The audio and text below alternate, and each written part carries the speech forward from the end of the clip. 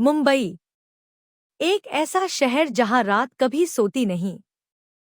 लेकिन एक 970 की मुंबई में रात सिर्फ जागती नहीं थी, डरती भी थी। क्योंकि उस समय समंदर के रास्ते आने वाला सोना एक आदमी के इशारे पर गायब हो जाता था। उसका नाम था वरदराजन मुदलियार। तमिलनाडु के एक गरीब परिवार से निकला एक लड़का बेहतर जिंदगी की तलाश में मुंबई आया। ना पैसा, ना पहचान, बस एक सपना, गरीबी से बाहर निकलने का। मुंबई के डॉकयार्ड में काम करते करते उसने शहर का दूसरा चेहरा देखा। एक ऐसा चेहरा जहां कानून से ज्यादा ताकत पैसों की थी। उस समय भारत में विदेशी सामान और सोने पर भारी रिस्ट्रिक्शंस थी। लेकिन मुंबई के बंदरगाहों पर रात के अंधेरे में दुबई से आने वाले जहाज उतरते थे। और वहीं से शुरू हुआ वरदराजन का असली खेल। धीरे धीरे वो स्मगलर्स के साथ जुड़ गया। सोना, इलेक्ट्रॉनिक्स, विदेशी कपड़े, सब कुछ चोरी छिपे मुंबई में आने लगा। कुछ ही सालों में वरदराजन मुदलियार का नाम पूरे मुंबई में फैल गया। उसके आदमी हर जगह थे।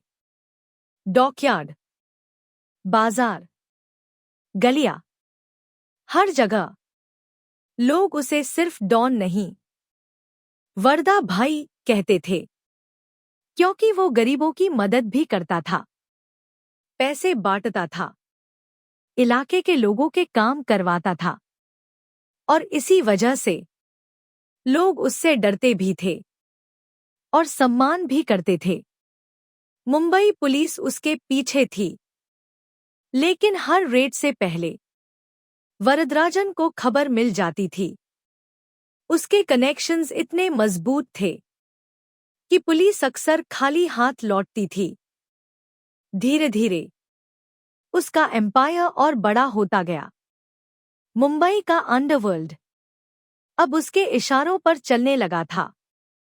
रात होते ही मुंबई की कुछ गलियां बदल जाती थी, सड़कें खाली हो जाती, दुकानें जल्दी बंद हो जाती। क्योंकि हर कोई जानता था कि उस इलाके में वरदराजन का राज चलता है।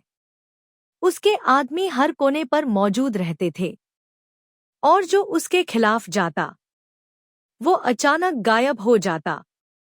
कहा जाता है कि उस दौर में मुंबई का अंडरवर्ल्ड सिर्फ क्राइम तक सीमित नहीं था। फिल्म इंडस्ट्री से लेकर बड़े व्यापार तक हर जगह अंडरवर्ल्ड का इन्फ्लुएंस था। और वरदराजन का नाम उन बड़े नामों में शामिल हो चुका था। लेकिन समय हमेशा एक जैसा नहीं रहता। 1980 में मुंबई में नई जनरेशन के गैंगस्टर्स की एंट्री हुई। एक नया नाम तेजी से ऊपर आ रहा था, दाऊद इब्राहिम।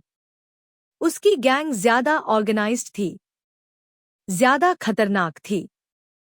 और धीरे धीरे पुराने डॉन्स की ताकत कम होने लगी। अब मुंबई बदल रही थी। पुलिस प्रेशर बढ़ चुका था, गैंग वॉर्स शुरू हो चुकी थी। वरदराजन का एम्पायर धीरे धीरे कमजोर पड़ने लगा।